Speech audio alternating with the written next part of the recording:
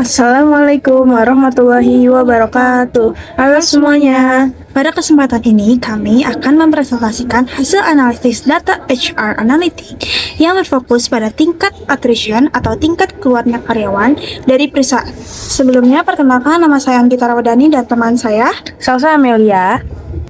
Penjelasan pertama yaitu latar belakang akan dijelaskan oleh Salsa. Yang pertama, latar belakangnya itu sumber daya manusia merupakan aset utama perusahaan umum. Namun, tingginya attrition dapat menyebabkan meningkatnya biaya rekrutmen, menurunnya produktivitas, serta terganggunya stabilitas tim kerja. Oleh karena itu, analisis data diperlukan untuk mengetahui faktor-faktor yang mempengaruhi karyawan keluar dari perusahaan. Selanjutnya itu tujuan. Tujuan dari analisis ini adalah untuk 1. Menganalisis tingkat attrition karyawan secara keseluruhan. 2. Mengetahui distribusi attrition berdasarkan departemen. 3. Mengkaji pola attrition berdasarkan gender dan usia.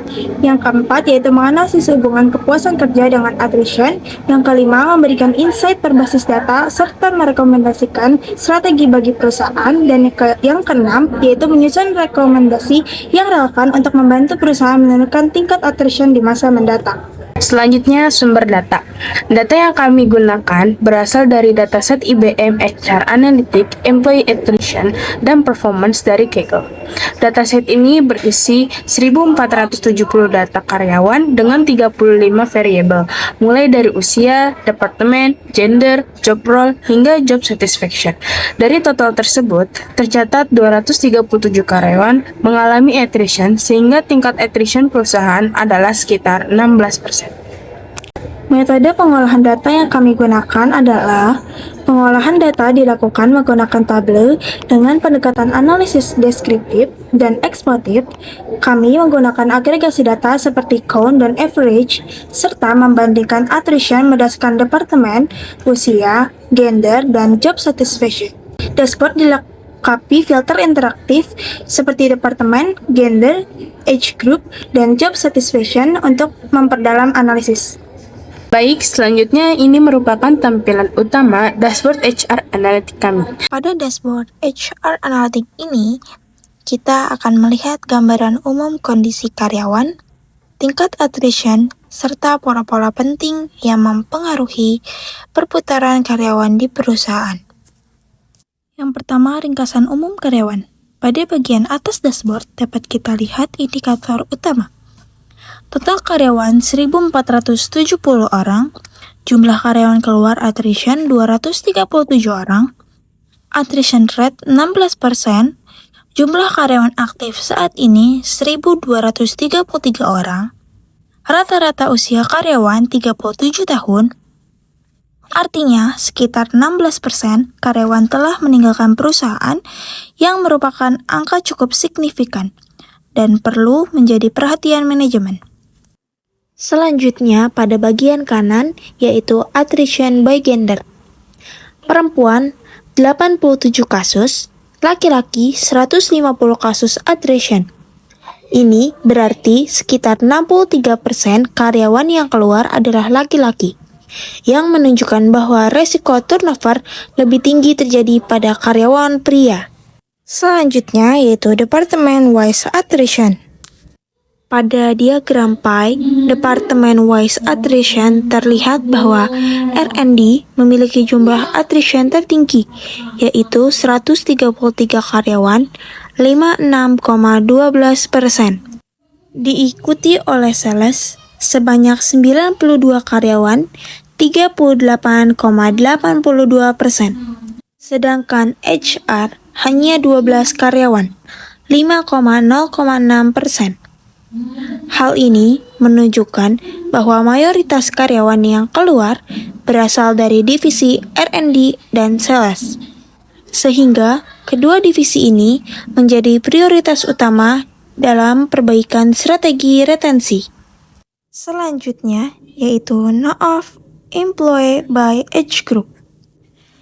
Pada grafik jumlah karyawan berdasarkan kelompok usia, jumlah terbanyak berada pada rentang usia 28-36 tahun, dengan puncak sekitar usia 30-32 tahun. Setelah usia 40 tahun, jumlah karyawan mulai menurun secara signifikan.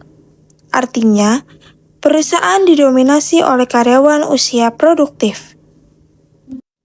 Selanjutnya yaitu Job Satisfaction Rating. Pada tabel Job Satisfaction Rating, total karyawan dengan rating kepuasan kerja tertinggi berada pada level 4, yaitu sebanyak 459 orang. Namun, masih terdapat cukup banyak karyawan dengan rating kepuasan rendah, terutama pada beberapa job role seperti sales executive, research scientist, dan laboratory technician. Hal ini memperkuat temuan sebelumnya bahwa masalah attrition banyak terjadi pada peran-peran teknis dan penjualan. Selanjutnya yaitu education field-wise attrition.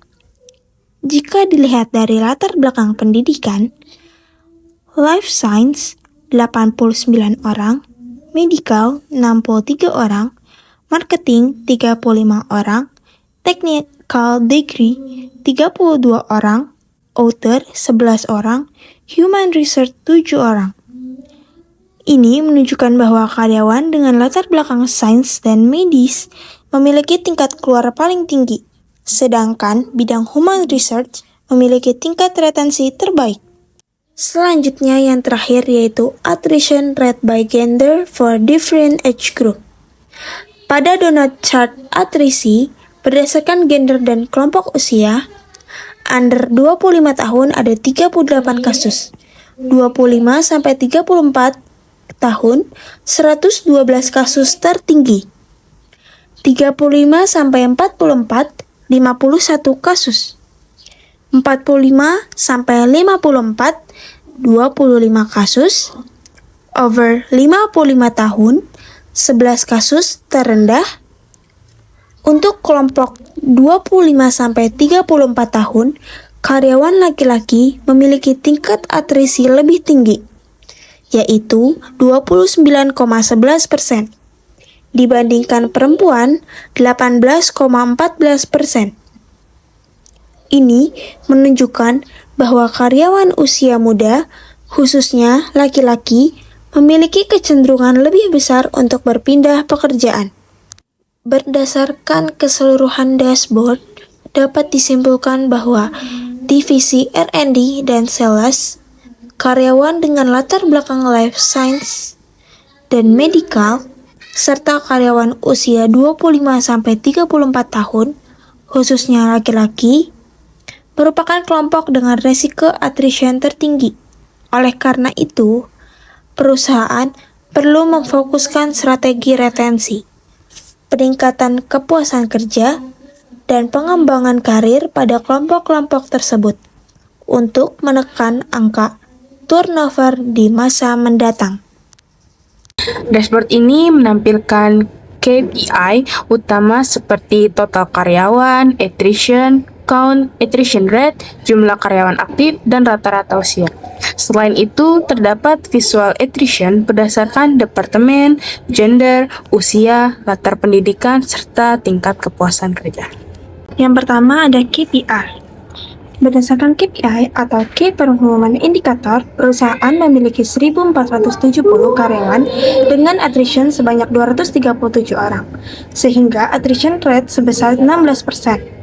Jumlah karyawan aktif saat ini adalah 1.233 orang dan rata-rata usia karyawan berada di angka 37 tahun. Selanjutnya yang kedua ada attrition by gender.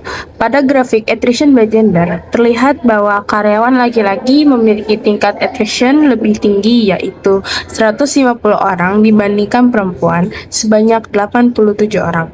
Hal ini mengindikasikan bahwa karyawan laki-laki cenderung lebih sering berpindah kerja. Lalu yang ketiga yaitu Departemen Wise Attrition. Departemen dengan attrition tertinggi adalah sales dengan 133 orang atau sekitar 56%, diikuti oleh R&D sebanyak 92 orang. Departemen HR memiliki attrition terendah yaitu hanya 12 orang. Selanjutnya ada Norm of Employee by Age Group. Grafik ini menunjukkan distribusi jumlah karyawan berdasarkan kelompok usia. Terlihat bahwa kelompok usia 32-34 tahun memiliki jumlah karyawan terbanyak, yaitu 155 orang, diikuti usia 28-30 tahun dan 34-36 tahun. Hal ini menunjukkan bahwa mayoritas tenaga kerja perusahaan berada pada usia produktif. Sementara itu, jumlah karyawan di bawah 20 tahun dan di atas 56 tahun relatif sedikit, yang mengindikasikan rendahnya proporsi karyawan baru maupun karyawan menjelang pensiun. Pola ini penting sebagai dasar perencanaan pengembangan karir dan keberlanjutan tenaga kerja. Selanjutnya yaitu grafik Job Satisfaction Rating, menunjukkan distribusi tingkat kepuasan kerja dari total 1.470 karyawan berdasarkan job role. Secara umum, mayoritas karyawan memiliki tingkat kepuasan tinggi, dengan 459 karyawan memberikan rating 4, dan 442 karyawan memberikan rating 3. Sehingga dapat disimpulkan bahwa sebagian besar karyawan merasa puas terhadap pekerjaannya. Sales Executive dan Research Scientist menjadi dua jabatan dengan jumlah karyawan terbanyak yang memberikan rating tertinggi, masing-masing sebanyak 112 dan 95 orang. Hal ini mengindikasikan bahwa kondisi kerja pada kedua jabatan tersebut sudah cukup baik dan mendukung kinerja karyawan. Sebaliknya, jabatan Laboratory Technician memiliki cukup banyak karyawan dengan tingkat kepuasan rendah pada rating 1 dan 2, yang menunjukkan perlunya perhatian dan evaluasi lebih lanjut pada jabatan tersebut. Selanjutnya yaitu grafik 6, Education Field-Wise Attrition. Tingkat atrisi tertinggi berasal dari latar belakang Life Science dengan 89 karyawan keluar. Disusul oleh Medical sebanyak 63 karyawan. Hal ini menunjukkan bahwa karyawan dengan latar belakang sains dan medis memiliki kecenderungan turnover yang tinggi. Sebaliknya, Human Research memiliki atrisi terendah, hanya 7 karyawan, menandakan tingkat retensi yang paling baik. Manajemen perlu memprioritaskan strategi retensi pada departemen berbasis sains dan medis karena berkontribusi paling besar terhadap perputaran karyawan. Selanjutnya ada attrition rate by gender for different age group. Kelompok usia 25-34 tahun menjadi kelompok dengan atrisi tertinggi, total 112 kasus. Pada kelompok usia ini, laki-laki lebih dominan keluar dengan tingkat atrisi 29,11% dibanding perempuan, 18,14%. Kelompok usia di atas 55 tahun memiliki tingkat atrisi terendah, hanya 11 kasus. Karyawan usia muda, khususnya laki-laki, memiliki kecenderungan lebih tinggi untuk berpindah kerja, sedangkan loyalitas karyawan meningkat seiring bertambahnya usia. Lalu ada insight utama dari dashboard ini adalah bahwa attrition dipengaruhi oleh usia produktif, departemen, gender, dan kepuasan kerja. Karyawan usia 25-34 tahun di Departemen Sales dan R&D dengan tingkat kepuasan rendah merupakan kelompok dengan resiko attrition tertinggi. Selanjutnya yang terakhir yaitu kesimpulan. Berdasarkan hasil analisis HR Analytics Dashboard, perusahaan memiliki tingkat attrition sebesar 16% dari total 1.470 karyawan, dengan jumlah karyawan yang keluar sebanyak 237 orang. Angka ini menunjukkan bahwa tingkat perputaran karyawan masih cukup tinggi dan berpotensi mengganggu stabilitas serta produktivitas perusahaan apabila tidak segera ditangani. Attrition paling banyak terjadi pada kelompok usia 25-34 tahun, yaitu usia produktif yang sedang berada pada fase pencarian dan pengembangan karir. Hal ini mengindikasikan bahwa perusahaan belum sepenuhnya mampu mempertahankan karyawan muda yang memiliki potensi jangka panjang. Selain itu, Departemen Sales dan Research and Development menjadi penyumbang attrition tertinggi, yang menunjukkan adanya tekanan kerja dan beban target yang relatif lebih besar dibandingkan departemen lain. Dari sisi gender, karyawan laki-laki memiliki tingkat attrition lebih tinggi dibandingkan perempuan. Sedangkan dari aspek kepuasan kerja, karyawan dengan job satisfaction rendah memiliki kecenderungan lebih besar untuk keluar dari perusahaan. Secara keseluruhan, faktor usia produktif, tekanan kerja pada departemen tertentu, serta rendahnya kepuasan kerja merupakan penyebab utama tingginya tingkat attrition di perusahaan. Oleh karena itu, perusahaan perlu menggunakan hasil analisis ini sebagai dasar dalam menyusun strategi pengolahan sumber daya manusia yang lebih efektif untuk meningkatkan retensi karyawan dan menjaga keberlanjutan organisasi. Selanjutnya, kami akan memberi rekomendasi. Berdasarkan hasil analisis, rekomendasi yang dapat diberikan adalah: pertama, meningkatkan program retensi bagi karyawan usia muda. Kedua, melakukan evaluasi beban kerja di Departemen Sales dan R&D. Yang ketiga, melakukan survei kepuasan kerja secara rutin. Yang keempat, menggunakan dashboard HR Analytics sebagai alat monitoring berkala. Sebagai penutup, dari seluruh analisis yang telah dipaparkan, kita dapat menyimpulkan bahwa data tidak hanya membantu kita memahami kondisi saat ini, tetapi juga menjadi dasar yang kuat untuk pengambilan keputusan yang lebih tepat di masa depan. Dengan memanfaatkan insight dari visualisasi yang telah ditampilkan, perusahaan dapat meningkatkan kinerja, mengoptimalkan strategi, serta meminimalkan risiko yang mungkin terjadi. Kami berharap hasil presentasi ini dapat memberikan gambaran yang jelas serta menjadi referensi dalam menentukan langkah selanjutnya. Terima kasih atas perhatiannya. Sekian presentasi dari kami. Wassalamualaikum warahmatullahi wabarakatuh.